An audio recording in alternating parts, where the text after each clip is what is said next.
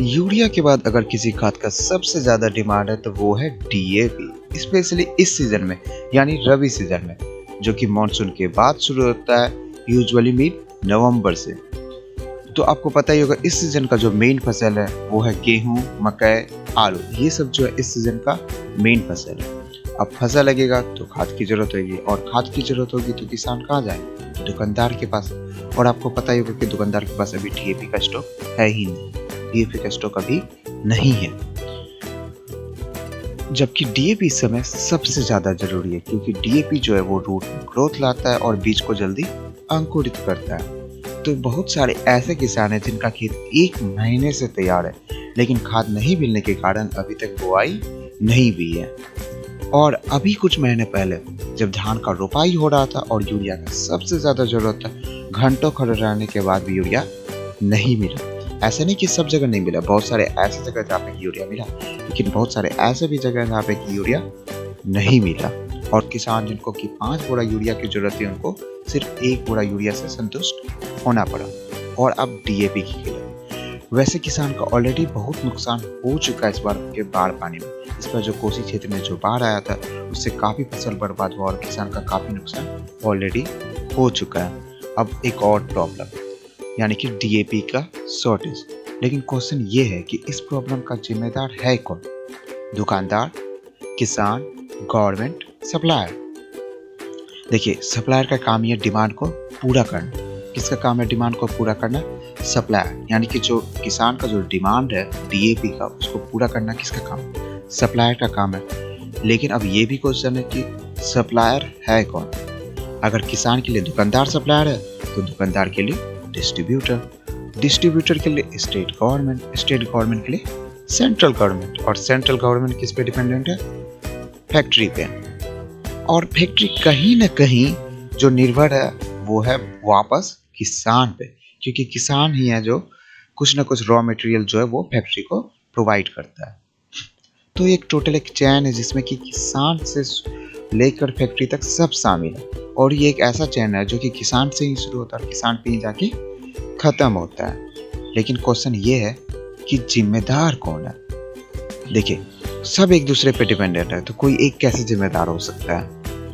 तो चलिए देखते हैं कि कौन जिम्मेदार है। पहला स्टार्ट करते हैं किसान से। देखिए, पहली बात, कुछ किसान ऐसे हैं, सब नहीं, कुछ किसान ऐसे हैं जो कि सीजन आने से पहले ही बहुत सारा खाद स्टॉक कर लेते हैं। दूसरी बात, कुछ किसान जरूरत से ज्यादा उर्वरक का इस्तेमाल कर रहे हैं अपने खेत में। जहां 1 बोरा यूरिया की जरूरत, वहां पे 2 बोरा यूरिया, 3 बोरा यूरिया, 4 बोरा यूरिया, और अपना खेत का भी नुकसान कर रहा है। तीसरी बात, किसान इनऑर्गेनिक खाद पे ज्यादा डिपेंडेंट होते जा रहा है, यानी रासायनिक खाद पे। किसान जो है ऑर्गेनिक से ज्यादा इनऑर्गेनिक खाद पे ज्यादा डिपेंडेंट होते जा रहे हैं, यानी रासायनिक खाद पे। चौथी बात, कुछ किसान ऐसे हैं जो कि ब्लैक में खाद खरीद रहे हैं। अब आप ब्लैक में खाद खरीदोगे तो मतलब दुकानदार को ज्यादा प्रॉफिट दे रहे हो, और कोई भी आदमी इस जमाने में प्रॉफिट पे जाता है, जहाँ ज्यादा प्रॉफिट होता है वहीं जाता है। तो अगर किसान ब्लैक में खाद खरीदेगा तो कहीं ना कहीं वह दुकानदार को ज्यादा प्रॉफिट दे रहा है, और कहीं ना कहीं वह दुकानदार को प्रोत्साहित कर रहा है कि वो ब्लैक में खाद बेचे। तो कहीं ना कहीं ये भी एक रीजन है इस सब प्रॉब्लम का।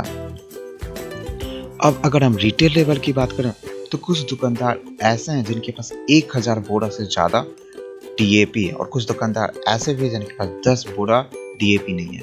कुछ दुकानदार ऐसे हैं जिनके पास की 1500 बोरा से ज्यादा यूरिया स्टॉक है, और कुछ दुकानदार ऐसे जिनके पास की 15 बोरा यूरिया स्टॉक है। कुछ दुकानदार ऐसे जिनके पास की 200 से ज्यादा पोटास स्टॉक है, और कुछ दुकानदार ऐसे जिनके पास की 2 बोरा पोटास भी नहीं है। तो यहाँ पे क्या है? Uneven distribution. अब जिनके पास खाद ज्यादा है वो खाद निकाल नहीं रहे हैं, और जिनके पास खाद है ही नहीं, जिन दुकानदार के पास खाद है ही नहीं, वो खाद क्या बेचेंगे? तो ये भी एक कारण है डीएपी का शॉर्टेज का। अब अगर हम डिस्ट्रीब्यूटर लेवल से बात करें तो कुछ दुकानदार ऐसे हैं जो महीनों से पैसा जमा किए, जिनके पास की खाद नहीं है, वो महीनों से पैसा जमा किए हुए, लेकिन उनको खाद मिल ही नहीं रहा है। और कुछ दुकानदार ऐसे जिनको कि बार बार खाद मिल रहा है। तो यहाँ पे क्या हो रहा है? प्रीफरेंस दिया जा रहा है। अब जिन दुकानदार के पास खाद ही नहीं है वो खाद कैसे अलॉट करेंगे, कैसे किसान को देंगे? तो ये भी एक वजह है। अगर हम स्टेट गवर्नमेंट लेवल की बात करते हैं तो स्टेट गवर्नमेंट ने पहले ही हाथ खड़ा कर दिया। उनका कहना ये है कि वो टोटली सेंट्रल गवर्नमेंट पे डिपेंडेंट है फर्टिलाइज़र का सप्लाई के लिए, कि हाथ में कुछ भी नहीं। वैसे ये सही भी है, क्योंकि सेंट्रल गवर्नमेंट का काम ये फैक्ट्री से खाद उठाना और सारे स्टेट को सप्लाई करना। अगर आपको पता नहीं है तो पिछले वीक एक मीटिंग हुआ था, एक ऑनलाइन मीटिंग हुआ था, एक ऑनलाइन कॉन्फ्रेंस हुआ था, जो कि under the chairmanship of union chemical and fertiliser minister doctor Mansukh Mandaviya के अंदर हुआ था, जिसमें कि बहुत सारे स्टेट के मिनिस्टर शामिल हुए थे और बिहार के एग्रीकल्चरल मिनिस्टर अमरेंद्र प्रताप सिंह भी शामिल हुए थे। और उन्होंने ये डिमांड किया था 1 लाख मेट्रिक टन डीएपी का बिहार के लिए। और डॉक्टर मानसुख मांडविया ने आश्वासन भी दिया था कि डीएपी का सप्लाई बिहार को टाइम से होगा, और टाइम से हुआ भी। ऐसा नहीं कि टाइम से नहीं हुआ, लेकिन क्या हो रहा है कि जितना भी सप्लाई हो रहा है वो प्रसाद की तरफ बढ़ जा रहा है। अब प्रसाद से भुगतोड़े ही बीतेगी, मतलब कि जैसे देखिए आप 1000 बोरा का जरूरत है, 1000 किसान है जिनको कि 1000 बोरा डीएपी चाहिए, वहाँ पे 200 बोरा आ रहा है, तो अब 200 बोरा से क्या होगा? वो तो 200 बोरा सिर्फ 200 किसान को ही मिलेगा। तो यही बात हो रही है, मतलब जितना जरूरत है उतना नहीं आ रहा, बरसात की तरह आ रहा है और बढ़ जा रहा है। मतलब जो 800 किसान जो बाकी रह गए उनको तो डीएपी मिला ही नहीं, वो बेचारे लेट होते जा रहे हैं। तो ये भी एक कारण है डीएपी का शॉर्टेज का, कि सप्लाई का कम होना सेंट्रल गवर्नमेंट के द्वारा। डॉक्टर मानसुख मांडविया ने ये कहा था कि इंडिया में डीएपी का कोई शॉर्टेज है नहीं। तो अब क्वेश्चन ये भी है कि अगर डीएपी का शॉर्टेज है नहीं तो फिर क्यों किसान तक डीएपी नहीं पहुंच रहा है? चलिए अगर अब हम मैन्युफैक्चरिंग लेवल की बात करें तो देखिए, according to a report, Indian factory can only produce the 70% of total demand.